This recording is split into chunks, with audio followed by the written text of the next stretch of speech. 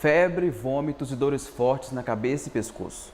Os primeiros sintomas podem ser associados a qualquer outra doença comum do dia a dia, mas a evolução do quadro pode levar a um diagnóstico preocupante: meningite. Na Eureka de hoje, vamos entender o que é essa doença e quais são as principais formas de prevenção.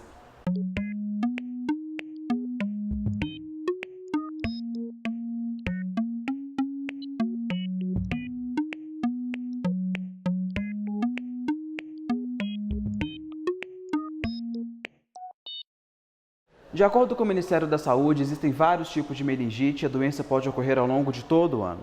Do ponto de vista da saúde pública, a forma mais preocupante da doença é a causada por bactérias. Meningite é uma inflamação das meninges, que são as membranas que revestem o cérebro da gente. A gente tem as meningites bacterianas e tem as meningites virais. A de maior frequência são as meningites virais, mas de maior gravidade são as meningites bacterianas. A meningite pode ser transmitida de diferentes formas, incluindo o contágio direto com pacientes infectados ou a contaminação por vias respiratórias. Na maioria das vezes, sim, seria um contato com pessoas já infectadas ou portadoras, através de gotículas, né? E esse contato com saliva, ambientes fechados, isso tudo propicia a transmissão dessas doenças. A maioria das vezes você tem uma infecção no organismo, em algum local, uma otite, uma amidalite, uma diarreia, e aí essa bactéria ou esse vírus cai na corrente sanguínea e chega no sistema nervoso central. A especialista afirma que é preciso ter atenção a alguns sinais clássicos da meningite, pois é bastante comum confundi-los com sintomas de outras doenças. Às vezes a pessoa tem, por exemplo, um torcicolo, tá? Ela fica com o pescoço duro e não tem febre. Às vezes o menino às vezes no bebezinho sempre vai ser confundido, no menor que um mês. Ele vai fazer parte da sepsemia, né? Nos outros, às vezes, ele tem só uma dor abdominal, uma irritabilidade, uma gastroenterite e ele está tendo meningite, né? Então, ele pode ser confundido sim, né? Às vezes, se a pessoa não pensar, não fizer os sinais clássicos, a gente tem que olhar os sinais para ver se tem rigidez de nuca. Às vezes, ele pode passar como um resfriado, uma coisa que não é uma coisa tão séria, né?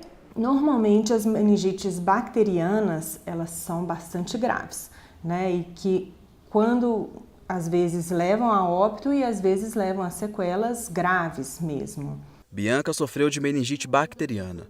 A fissura no crânio gerada por um acidente de carro aos 11 anos causou uma infecção pelos micro-organismos. No entanto, a doença só foi aparecer uma década depois do caso. Tudo começou com uma dor de cabeça e eu achei que era uma sinusite normal, porque eu sempre tive mesmo, não quis ir ao médico. Comecei a sentir muita dor de cabeça, muita dor de cabeça. Viajei e lá eu comecei a sentir delírio, febre, muito mal, vômito, todos os sintomas da meningite. Mas aí eu não sabia, então eu falei, tá passando um mal qualquer. Vim pra casa. Chegando em casa, deitei e dormi. Não lembro de mais nada, só lembro quando eu acordei do coma. A meningite comprometeu de forma agressiva a saúde da auxiliar administrativa. A surdez foi a sequela deixada pela doença na vida da Bianca. E por não ter se adaptado bem ao aparelho auditivo, ela se comunica hoje através da leitura labial. Eu acordei do coma ouvinte ainda. Dias depois, eu não estava ouvindo nada. Aí eu falei, meu Deus do céu, e agora? Nada, nada, nada. E eu aprendi a fazer leitura labial muito rápido, porque eu tinha que conversar com as pessoas do hospital, né? Os médicos conversaram com os meus pais, explicando sobre o implante coclear. A adaptação foi terrível, porque eu não aceitava o aparelho, minha orelha doía, eu ficava chorando. A voz parecia um rádio fora de sintonia, eu não entendia nada, eu começava a chorar, arrancava toda hora, jogava fora. Depois eu adaptei, porque era a possibilidade que eu tinha em ouvir. As meningites bacterianas, elas podem deixar sequelas. A mais comum é surdez. Todos os pacientes que tiveram meningite bacteriana, eles têm que ser acompanhados por causa de risco de surdez. Mas elas podem deixar outras dificuldades. Pode ter um menino com paralisia, ele pode deixar um menino com convulsão, ele pode deixar um menino com cegueira, pode chegar... São várias complicações que ela pode evoluir, né? Mas a mais comum é a surdez. A meningite é uma doença sazonal, ou seja, possui incidência maior em determinadas épocas do ano, dependendo da causa. Na época da dengue, que é a época de verão, né? Então a gente vai ver mais as meningites virais. né? Então, vai depender da doença e cada doença tem a sazonalidade. Então, as doenças do inverno tem mais meningite, as doenças do verão tem mais a dengue, que é a meningite mais viral. Então, vai depender da época do ano. Embora a infecção das meninges possa atingir qualquer pessoa, a doença afeta de forma diferente adultos e crianças. Os pequenos costumam ser mais vulneráveis do ponto de vista imunológico. A gente tem esse grupo menor de 5 anos, que é mais comum a faixa etária da meningite. Né? Vai ser essa faixa da meningite por meningo, pneumo, hemófilo, pela própria imaturidade do sistema imunológico delas. Por não conhecer as infecções, os primeiros episódios está sendo nessa faixa etária, então a infecção ela vem mais frequente e com um sistema imunológico menos formado, menos capacitado. Os sintomas da meningite em crianças também variam de acordo com a idade. O ideal é sempre levá-las ao médico ao sinal de qualquer suspeita. Faz parte da rotina do pediatra no primeiro mês de vida. Se o menino tem febre, você vai ter que investigar a meningite na grande maioria dos casos. De 1 mês, mais ou menos 3 meses, o menino vai ter uma irritabilidade, uma febre. A partir de 3 meses, você começa a ver essa muleira mais alta, vômito, convulsões, irritabilidade, recusa de dieta. E a partir de determinada idade é a cefaleia, a rigidez de nuca, manchas no corpo, a meningococcemia, ela cursa com aquelas manchas no corpo da meningococcemia. Os sintomas da meningite podem ser assustadores. Aos 7 anos, o Diego teve uma experiência que colocou toda a família em estado de alerta. Eu estava em casa, eu lembro que eu estava em casa, aí eu comecei a passar mal, vomitar muito, eu vomitava muito em jato, né? Saía muito assim, em jato, e aí a minha mãe achou estranho, né? Eu fiquei a tarde toda com isso, e aí começou a aparecer, daí o que a mãe fez? A mãe falou, vou levar ele para o hospital. Quando eu cheguei no hospital, começou até a dar umas pintinhas em mim, né, em casa, aí a minha mãe levou no hospital, eles olharam, e botar em observação, né? Aí eles falaram, depois vieram com a notícia que a minha mãe, olha, teu filho tá com meningite.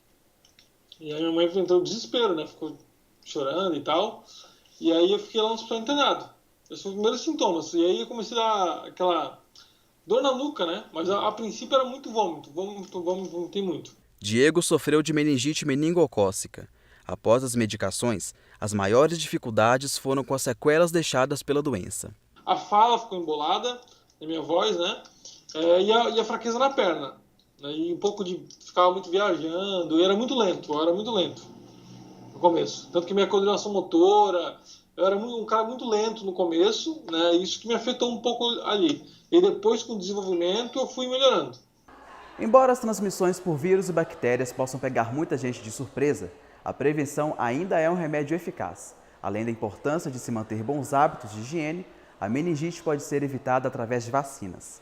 A gente tem a vacina para meningite por hemófilo, a meningite por pneumo, meningite pelos meningos, então vem reduzindo também as meningites bacterianas. O mais importante na meningite é as vacinas. Né? O Brasil hoje tem um calendário de imunização rico, né? Manter esse calendário atualizado para a prevenção. Né, que a gente toma vacina, o SUS oferece, né, a vacina para o hemófilo, a vacina para meningo, a vacina para pneumo. Então, é manter o calendário de vacinação atualizado. A maioria está disponível pelo SUS, né, as que têm um maior impacto, elas têm a vacina disponível pelo SUS. A meningo C e a pneumo são disponíveis pelo SUS.